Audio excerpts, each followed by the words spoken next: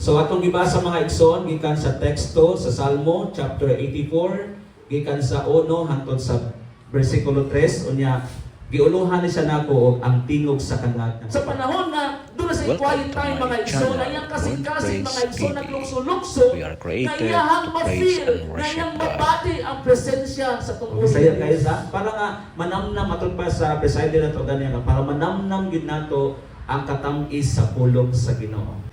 Tun ato lang taon mga igsoon, sulat ni siya ni David, din si David manggod mo ni siya ay a man after God's own heart. Then nakita gyud sa Dios sa iyang kasing-kasing, although ang tao may kapakyasan, naapod siya ups and downs. Para sa pugod nato, masipyat lang dako, usahay pud dakoon pod, no? Pero nakita sa Dios mga igsoon ang honesty mas kasing-kasing nga biyan ana nga truth naa pagyutay napagyutay gipangayo mga unya walay lain ana once na kita ato nang gipaundayag sa Ginoo ang atong makinabuhi, ato anang gipangita ang mga gipangita nato nga para bang naa gyud sa sulod ba nga gusto nato nga kanang i-express numo ni si David. Si David gihimo siyang a man after God's own heart. Wala siya nagpatawag na siya mo'y suot sa kasing-kasing sa Dios. Pero siya may giingnan sa Dios na siya sa iyang pagkasiya ginawat siya sa Ginoo. Munang sa panahon mga igsoon, muna sa ang maintain nato nga ang kalag sa tawo dili mahupay sa kalibutan. Na? Apan sa presensya sa Dios nato may kaplagan ang tinuod nga kalipay.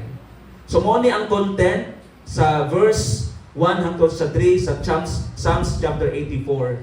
Nakita nato ang konteksto mga igsoon nga nagsulti sa gipangandoy sa kalag nga gipakatawo pag-usab nga dunay transformation unya wa na siya mangandoy sa mga kalibutanong butang.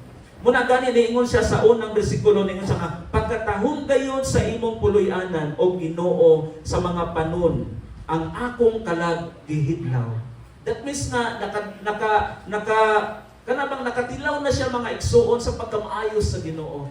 There times mga igsoon nga mahimulag ta not because na ni pahawat ta sa comfort zone, ni pahawat ta sa pagpangalagad sa Ginoo.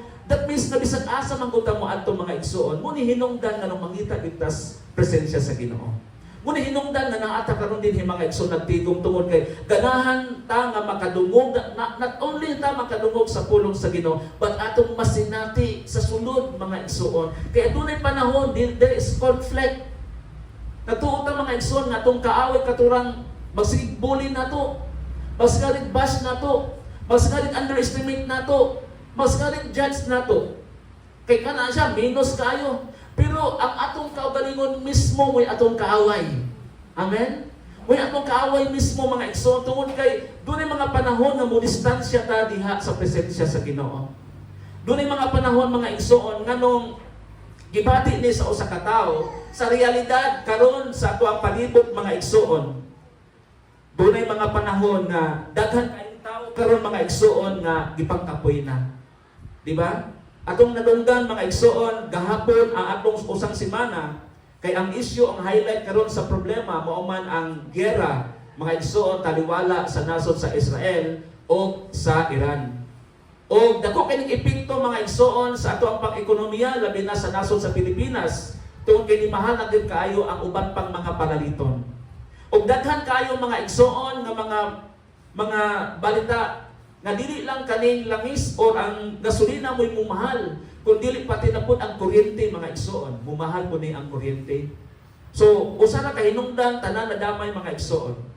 Then, daghan kayo ang nabalaka, gipangkapoy mga igsoon sa ilang kinabuhi. Gipangkapoy mga igsoon sa ilahang mga, gipanghuna-huna. We are pressured.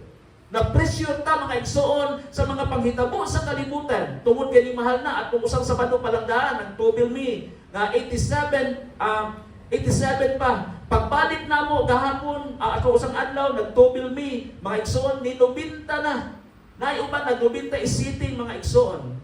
Unya ang diesel 100 kapi na mga igsoon. Problema kay kwarta unya nga sweldo wala ditaas. Unsa na lang katong mga mag-uuma, mga igsoon nga gamay ra kay income. Na plus mas dako ang panginahanglan, gamay ang resources.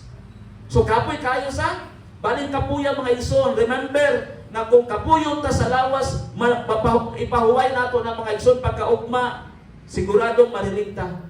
Pero kung kining atong utok mga igsoon, kapuyo na galini, anxiety ang gawas ani mga igsoon. Once ma-anxiety ng mga igsoon, dili na ta katulog. Sama sa itong igsoon sa testimony nga nagwali at kung sa Domingo, di na siya katulog. Tungod sa anxiety, once nga ang ato ang hunahuna gani retarded na, dili na yun makabangon bisag unsa pa na kahimson ng atong lawas. Pero mga igsoon, adunay dako kay solution. Kung doon natin problema sa kwarta, ikapoy ta tuwag yung watay kwarta, lalong kay ang bulsa, mangalot sa kalaluton, mukuot sa kuluoton, wa may makuot. Problema gid kaayo na. Then ang natong relasyon, apektado na, nag-away na ang asawa o bana. Kaya nga naman, nagkulang naman, dili naman sila kakaon og insaktong pagkaon. Mag-fast eating naman. Dahil dili lang na mga igsoon, nag-apil-apil pa din usahay mo, apil punta. Mga marites na usahay, kung apil-apil punta, bisag watay labot mga igsoon. Gisugnuran yun ang problema. Ana ang mga panghitabo sa kalibutan karon. Pas makadungog pa yun sa social media, sa Facebook, sa YouTube, sa Twitter, unsa pa na dihang mga balita nga atong badunggan. Gihansak tanan diri sa atong utok kung wala tay presensya sa Ginoo. Lisodang maka-recover.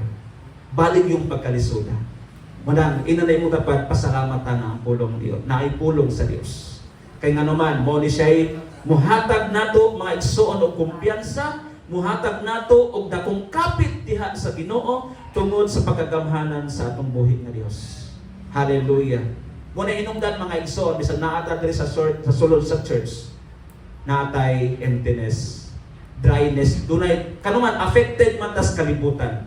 No? Dahil panahon mga igsoon nga musulod ta diri sa church, bugat kayo atong gidala. Tunod ba na? Ha? Makarelate ba ta ana? Bugat kayo pagsulod mga igsoon. Labi na kung makita na nimo si pastor na nagbibisanto na po ng naong. Di ba? Psychologically, ingon ana, reality na versus expectation.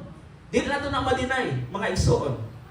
Okay, labi na itong imong tao nga gikontra, imong makita nimo ng tao nga di kaganahan, musamot ka stress ang imong kinabuhi. Pero mga igsoon, be like David. Na? Pray like David. Praise like David praise. Na? Humble ourselves before God. Ang pulong sa mga pagdaig, pinaka-importante mga igsoon nga buhaton sa mga taong may gininhawa. Sa mga taong di pasaylo sa Ginoo. Anay mong tapad, kinahanglan ang imong pagdaig ulahaw sa langit kay usa ka sa pinasaylo. No? Anay mong tapad. Kaya nga naman, doon ay mga panahon mag-ugatas pagdaig, di ba? Ganong mag-ugatas mga pagdaig? Because of the elemento na kalimutan na usahay din nato ma-kontrolar. Di nato ma-avoid mga igsoon. Pero nga naman daghan gihapon ang walay kalinaw. Di ba? Bisan to, nag-ampo na sila. Pero nga nung naagihapon ang walay kalinaw na mubati sa usa ka tawo mga igsoon. Nga naman nanaa sila sa church pero murag layo sila sa presensya sa Ginoo. Mabati ba na nato? Di ba? Hipokrito na lang kita kung di nato na mabati. Honestly, ako sometimes mabati ko na ako mga igsoon na dry o layo kayo tabi sa naata sa church. Naa ang standard sa Ginoo. Na standard ni Lord nga gusto ipabuhat sa tao mga igsoon because we are created like Him. Amen. Gibuhat na sa Dios sama niya mo na nga ang tanan nga mga tinuga nga nagpinasaylo sa Ginoo dapat may sama kaniya. May sama kaniya mga igsoon nga wala ba'y gitipig ba nga dili maayo. So ninitak na sa kabutagon mga igsoon, naartay upat ka mga butang nga ato ang i-display mga igsoon. Kining number 1, adunay katahom sa dili makita sa mata. Di ba? Tungod kay ang mga tao, mga igsoon, naglantaw ra gyud sa outward appearance. Daghang kay nabiktima ana bisan mga Kristohanon, mga igsoon, mulantaw kutob sa ilang makita unya adunahan or maayo na kayo na sa ilang pananaw. Adunay katahom nga dili makita sa mata, ang katahom sa presensya sa Dios. Nasa bersikulo 1. Atong basahan ang bersikulo 1. Pagkatahom kayo sa imong puloy-anan o Ginoo sa mga panon, ang akong kalag gihidlaw. Take note for this, akong kalag gihidlaw. Muni ang testimony ni David. Sa panahon nga moduol siya sa templo sa Ginoo, sa panahon nga doon sa quiet time mga igsoon, na iyang kasing-kasing mga igsoon naglukso-lukso, nga iyahang ma-feel, nga iyang mabati ang presensya sa tumbuhin. Thanks for watching. Please do like and subscribe.